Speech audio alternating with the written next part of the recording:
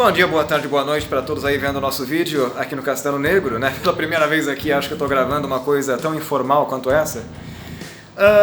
Hoje eu queria começar trazendo para vocês aqui esse romance do Stephen King que eu estou lendo ultimamente, né? Eu acabei eu acabei o romance recentemente, né? Esse livro que trata uma questão um pouco sobrenatural.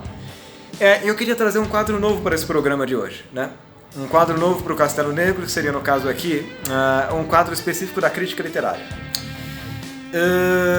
Muita gente subestima, hoje em dia, o papel do crítico literário, dessas pessoas, não é, que são meio que um selo de qualidade para essas produções que aparecem por aí afora. Né, para dizer, por que tal livro é bom, por que tal livro é ruim. Então, para quem não sabe, a minha formação original é de crítico literário. Durante os meus anos aí de estudo, eu tenho assim me dedicado bastante a questões estéticas e papapá, o diabo 4. Gosto bastante de literatura e é a função que eu tenho desempenhado, além de professor, é claro, nesses anos aí aqui na cidade de São Carlos, onde eu moro, aqui no Brasil. Então, eu queria começar, né, já falando com vocês um pouquinho sobre o Stephen King e trazendo esse Castelo Negro, assim, para o Castelo Negro, esse quadro de investigação literária também. Onde eu vou falar um pouquinho dos personagens, onde eu vou falar um pouquinho da maneira como o livro acontece, sobre os lugares, sobre as impressões que eu tenho de alguns livros, né? E a minha opinião sobre eles, que eu acho que isso que é o que pega aqui, né? Para que leitores futuros possam aí formar suas próprias opiniões a respeito do material que está sendo lido. Então, vamos começar falando desse livro aqui. Eu achei uma coisa bastante peculiar. Nesse primeiro contato que eu tive, né? Quando você se depara com aquele ex-policial. Um homem, assim, bastante corajoso, bastante bravo, assim, quem diga, um homem honesto. Eu acho que ele é o tipo de personagem que eu já estou bastante acostumado, né? Eu que já leio o Stephen King, acho que eu já devo ter lido... Nossa, fora da brincadeira, devo ter lido aí 52 ou 53 livros do Stephen King, até agora, desses 64, 65 que ele publicou. Então eu tenho, assim, um contato bastante grande com esse autor aqui em particular. Então, sempre que aparece um policial, a gente tem aquela característica, né? Aquele policial que é durão, aquele homem que é um tanto quanto corajoso e que toma algumas atitudes, né? Quando você se depara nesse primeiro capítulo do livro, né, com esse policial, você imagina que ele é aquele protagonista perfeito daqueles filmes dos anos 90 ou dos anos 80, né? Que você tem um homem parecido com o Arnold Schwarzenegger ou com o Chuck Norris, né? Um homem assim essencialmente durão, mas honesto, aquele homem que vai passar por um tipo de provação e realmente ele prova que merece a coisa ali, né? Prova que ele consegue fazer a coisa de maneira com bravura e provar o seu próprio valor.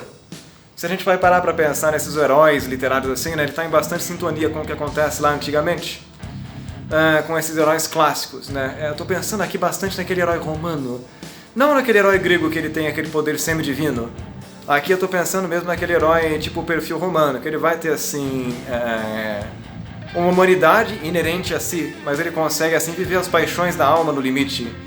Ele vai assim com atos de bravura tentando explorar aquele mal que vai se deslanchando aí, que vai se desenvolvendo, e ele tem que confrontar os traidores, etc, etc. Eu não quero dar spoilers desse livro aqui, né, porque senão o pessoal vai ficar chateado aqui, com certeza. Mas num determinado ponto que eu acho interessante também é que depois da página 52, 53, não tenho certeza, corta. E mostra esse menino que ele tem um QI muito alto, que ele é meio que sequestrado por uma organização. E a maior parte do livro vai assim descrever como é que esse menino aí tem que se adaptar a esse instituto, né, que é o nome do livro, o instituto. Esse menino que tem um QI muito alto, ele é um gênio muito poderoso, né? Ele vai, junto com outras crianças que têm uma habilidade paranormal, vai ter que... Todos eles vão ter, né, que servir para o governo ou para essa instituição para poder manter a ordem no mundo. Com o tempo você vai entender ou para que serve esse instituto aqui no final das contas, né? Por que eles funcionam e que não é uma coisa assim governamental necessariamente. Muito pelo contrário, eles são uma entidade que funciona paralela ao governo. E muito do que eles fazem naquele lugar, né, são coisas muito desumanas, né? As crianças são submetidas a testes horríveis dentro daquele lugar para poder fazer algumas operações militares ou extramilitares, né? Porque o governo não tem consciência pelo menos o que dá a entender aqui nesse livro, do que está acontecendo ali. Então, os poderes paranormais de algumas crianças aí que têm uma certa potencialidade vão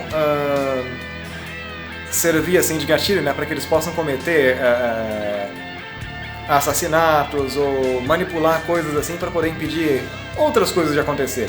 Eu não vou entrar em muitos detalhes aqui porque senão o pessoal vai ficar bastante chateado. Mas uma coisa que eu gosto bastante nesse livro é isso, né? Então a gente tem uma ruptura com aquilo que você espera. Não é só a história de um policial bravo que está procurando, assim, né, em todo caso, voltar para aquela posição de destaque, para aquela posição que ele tinha na polícia. Não. Né? Isso daí meio que morre lá nas primeiras páginas, então o livro ele rompe um pouquinho com isso que eu estava acostumado a ver nesses livros do King. Olha, honestamente, a gente está vendo um King aqui muito mais amadurecido. Ele está trabalhando personagens muito mais complexos, né? Quem já leu A Incendiária, quem leu A Carrie a Estranha, sabe do que eu estou falando, né? Se souberem, façam um comentário aqui debaixo, debaixo das descrições do vídeo, né? Que o pessoal... Vamos ver se o pessoal tem uma opinião parecida com a minha, mas...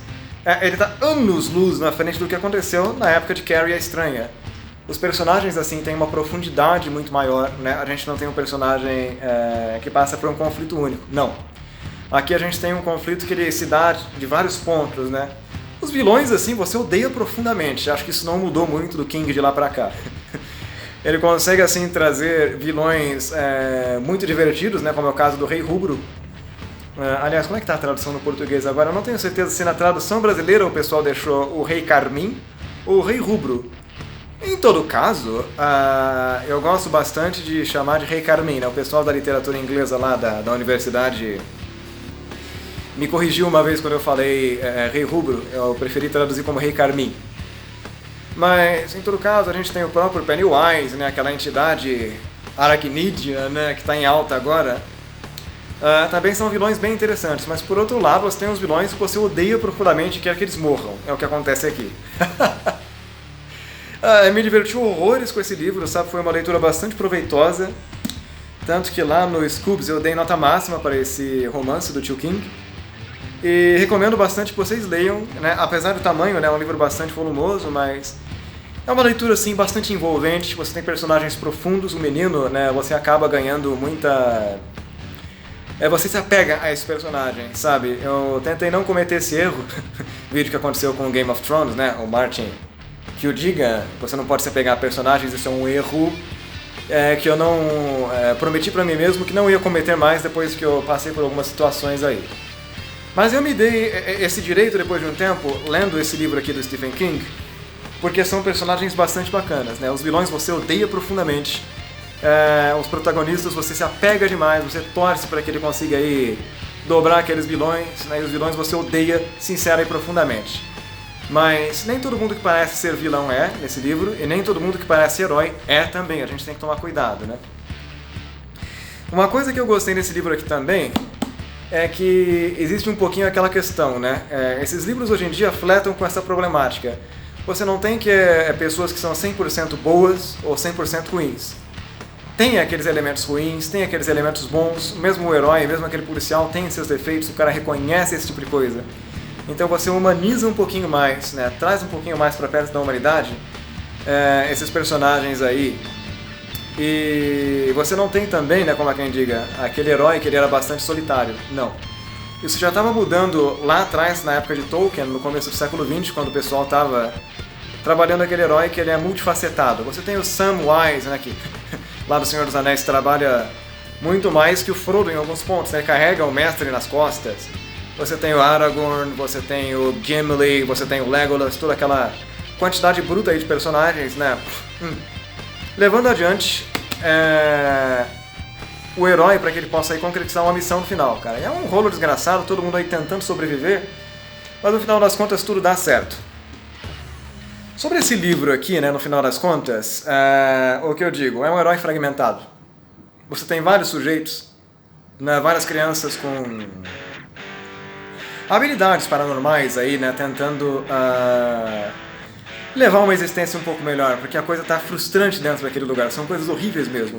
O pessoal vai entender o que eu tô dizendo quando chegar aí lá pelos capítulos finais. Mas eu digo isso, sabe, são vários personagens agindo, tá tudo bastante amarradinho aqui, sabe, o livro ele tá bastante amadurecido. Honestamente, né, tem alguns livros que eu estou me desfazendo esse ano, mas esse aqui eu pretendo não me desfazer. Eu pretendo deixar aqui na minha prateleira, né, vou até fazer o meu ritual por aqui de volta, antes de encerrar esse vídeo.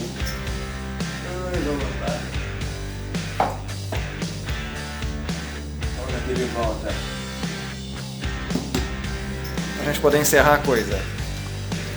Então, eu acho que por esse vídeo basta, né? Já estou falando por um tempo grande aqui, mas o livro é bastante envolvente, personagens complexos, tá tudo bem amarrado, pá, mas tem para dizer. Façam a leitura, tá aqui a minha opinião, né, sobre esse livro do Stephen King, bastante amadurecido, então até a próxima, passar bem!